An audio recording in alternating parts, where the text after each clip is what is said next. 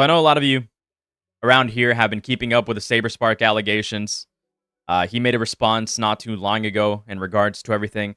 A lot of people have come to the determination or the conclusion that SaberSpark is most likely innocent in the situation, that there wasn't any forcible rape in this case, probably a little bit of immaturity, a little bit of miscommunication, although it's really hard to gauge or measure given the fact that we don't have the full details from either individual, and the witness didn't really do a good job at coming forward the first time around. So, as it turns out, expanding on his response in regards to the allegations, it appears that he has made a plan on moving forward. And here's what he states. Hey folks, I hope y'all are well. This post is a general follow-up to recent events, my current state of affairs, and the future of the channel. Before anything else, I want to sincerely thank you all for giving me a chance to speak and share my perspective in regards to my recent situation. It's been a lot, but me and my team are hanging in there and we're ready to go back to work on projects. First off, I want to announce a shift in the channel's direction moving forward. I know I'm known for covering adult-oriented topics in my videos, that they have been a big part of my channel's identity. They generate a lot of clicks and ads, but after further reflection, I realize now that I don't want that type of content to define me as a creator. Which honestly makes a lot of sense given the fact that he has these allegations that some people believe are real. Some people believe that he, at best, is probably a little bit of an immature, indecent individual, and at worst, an outright, rapist. For the most part, most people should probably come away thinking from this that there might have been something that occurred there, just not as rashly or as horribly as it was laid out initially. So I can understand why he wanted to turn into a different direction so that he doesn't have that looming cloud over him the entire time. Now, that's not to say I'm banning all adult animation from my channel. It's still fun and interesting to talk about, but I will be taking a more respectful approach towards the genre in the future, which again, makes sense given what I just laid out. I want to create projects about things I like, not just what draws in the views because of YouTube's algorithm. So from here on out, I will be making an effort to provide more substance and decorum in my videos. I want to slow down and focus on the quality of my projects versus the quantity of uploads. However, I will still cover the occasional topical movie or show, but I will strive for a higher standard of quality across the board.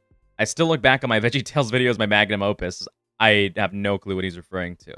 And I want to return to that caliber of content again. If anything, this new chapter will be a lot more fun and fulfilling to pursue.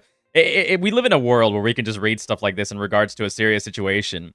Like VeggieTales and magnum opus and creating YouTube videos about animation projects in the same line as, oh, I'm currently being accused of a serious crime. We fucking live in a world.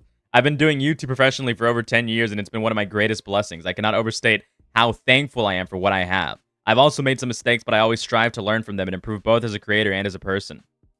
Now, I know some of you have asked about it, and yes, I am evaluating my legal options. So yes, as we pointed out last time, it appears that SaberSpark is definitely pursuing some sort of legal options in regards to being defamed by multiple individuals.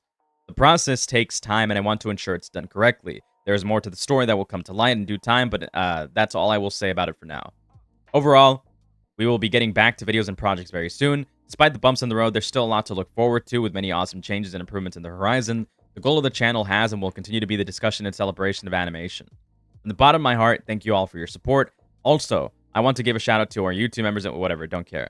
So yeah, it appears that he's pursuing legal action, and in my opinion, despite some people claiming that he doesn't have any precedent to pursue legal action at all, and that he'll just have a failed case on his hands, I disagree. Because we have people admitting that they literally did not care for the evidence. Reckless disregard for the truth. He can absolutely sue for defamation. I don't have to explain it much. But, I mean, imagine somebody's career being changed forever because of, essentially, what most people would reasonably assume to be non-credible or unsubstantiated rape allegations.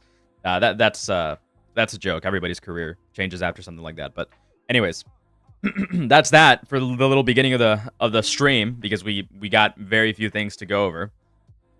Chronic, you're drunk? Yeah, tell me about it, man.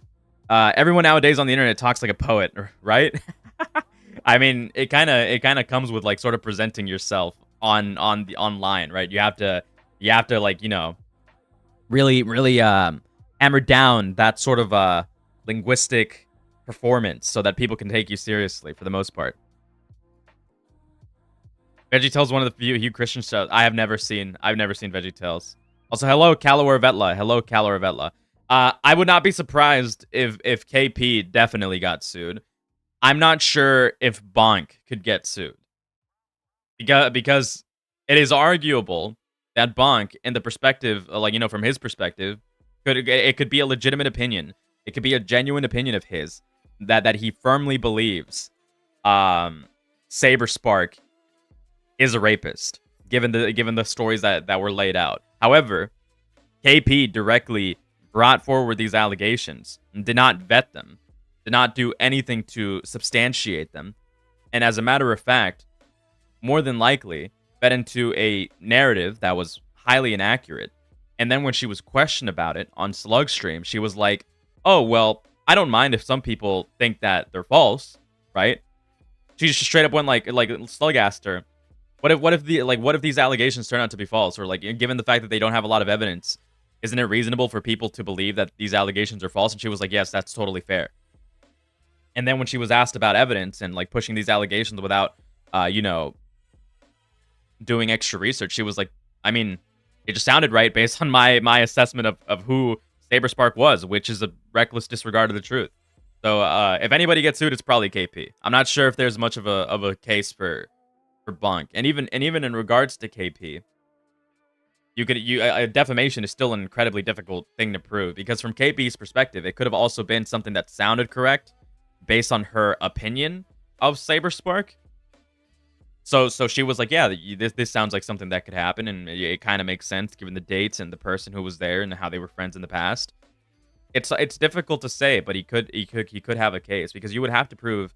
I'm pretty sure you would have to prove that they intentionally defamed SaberSpark, which they might have enough evidence to do that. So we'll see. We'll see. We shall see.